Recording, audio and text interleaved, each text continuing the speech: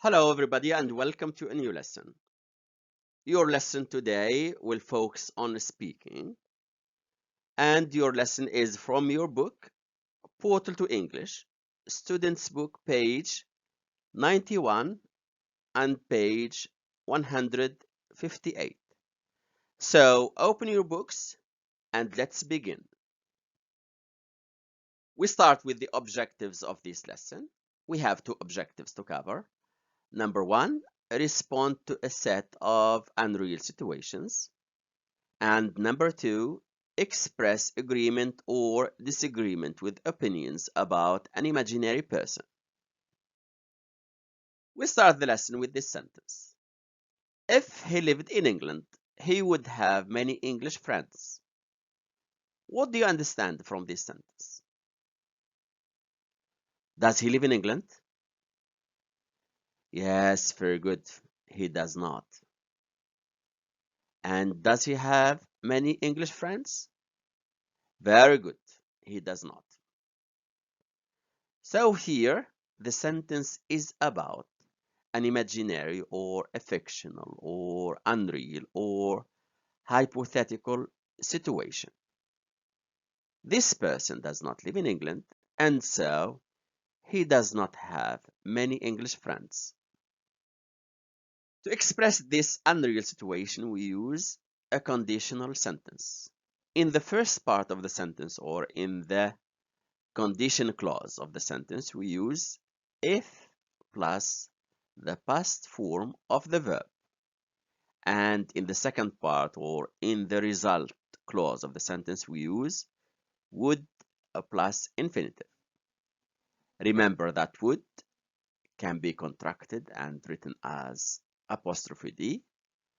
And also remember that would is used with all the pronouns, singular or plural, in the same form. We can use negation or the negative form in the first clause of the sentence, or in the second clause of the sentence, or in both clauses. Let's look at this sentence in which the negative form is used in the conditional clause. If Jenny did not live in England, she would like this misty weather. But here, the sentence means that Jane lives in England, and so she does not like this misty weather. In the following sentence, negation or the negative form is used in the second part of the sentence or in the result clause of the sentence. If you lived in England, you would not need a visa to Australia. The sentence here means that you do not live in England and so you need a visa to Australia. Notice here that would not can be contracted, can be written in a shorter form, and it will be wouldn't. In the following sentence, the negation or the negative form is used in both clauses, in the first clause and in the second clause. If James did not live in England, he would not work from 9 to 5. But James lives in England, and so he works from 9 to 5. And now it's your turn. Pause the video and take some time to finish these sentences. If you've finished, let's begin. Sentence number one, who is ready with an answer? Yes, very good. We would travel the world if we had enough money and time. Sentence two. Excellent. If she heard about the news, she would tell us. Number three now. Yes, very good. They'd win the match if they played well. Sentence four now. Who can give it a try? Yes, nice try. If you worked hard, you'd get high marks. We finish with sentence five. Who can answer sentence five? Yes, excellent. If I didn't like the job, I wouldn't do it. We can also use the model would to speculate about or to guess how somebody would behave in a given situation. For example, your classmate Peter forgot to do his homework. How would he behave? And what would he tell the teacher? You can say, from what I know, Peter would tell the truth and nothing but the truth.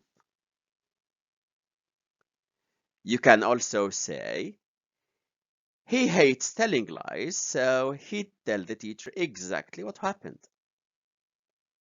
Or you can say, Peter is honest, so he would never lie to the teacher. You can also say, judging from his past behavior, I think Peter wouldn't tell a lie.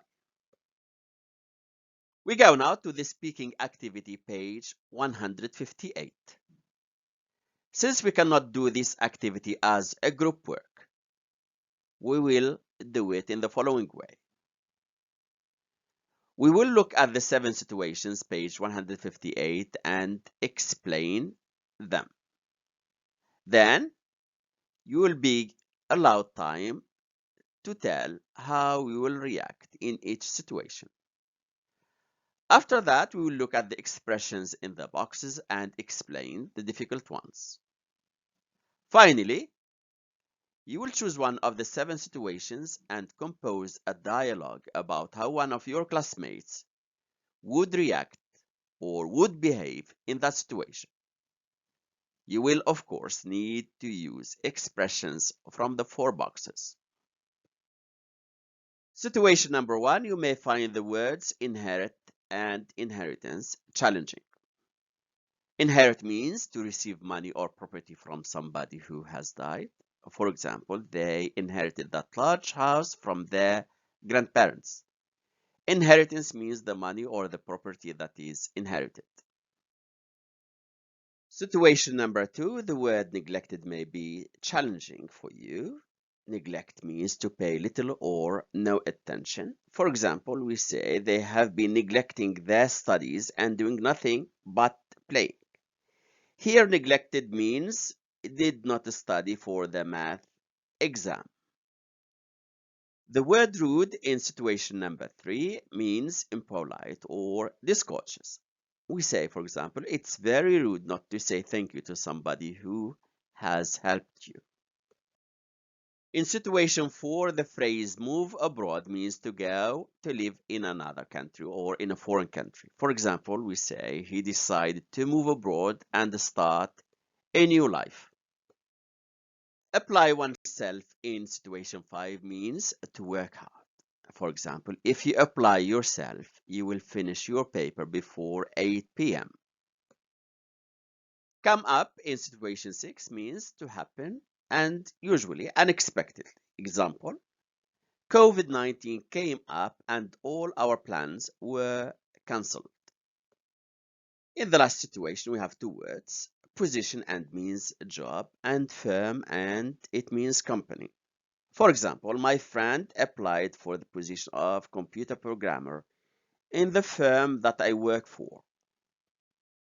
Now, pause the video and look at the 7 situations and try to write at least one sentence about how you would react or would respond to each situation. If you've finished, let's begin. Situation number 1. Yes, very good. You can say, I would travel and see the world. I would start my own business, or I would travel abroad to study in a reputed university. Situation number 2. Yes, excellent. You can say, I would cheat the answers from the other student. I would not let myself fail. Or you can say, I would fail with honor rather than succeed with cheating. Situation number 3. Yes, excellent. You can say, I would turn the bag in to the police. Situation number 4. Yes, excellent. You can say, I would not accept the job because money is not the most important thing to me. Situation number 5. Excellent answer. I would warn him or her to work or to leave the group. Number 6. Yes, very good. You can say, I would stick with my initial plans with my friend.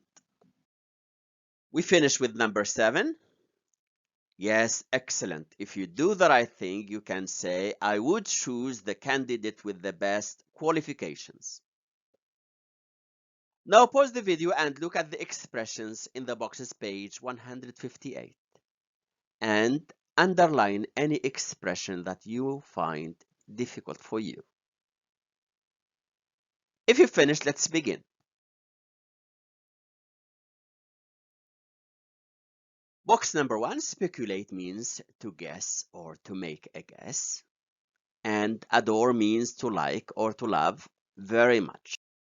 Boxes 2 and 3 are about expressing agreement or disagreement. If I say I don't think that money is the most important thing in a job, if you agree with this sentence, you can use any expression from this box.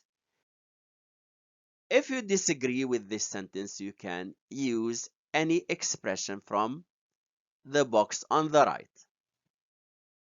Finally, the expression deep down in box number 4 means at heart, in reality, or really. The other expressions in box number 4 are explained in the following sentences. From what I know, he or she is honest and sincere. Judging from his or her past behavior, I think he or she will not give up. It's in his or in her DNA to fight until the end. Deep down or at heart, he or she is generous and helpful. Now it's your turn.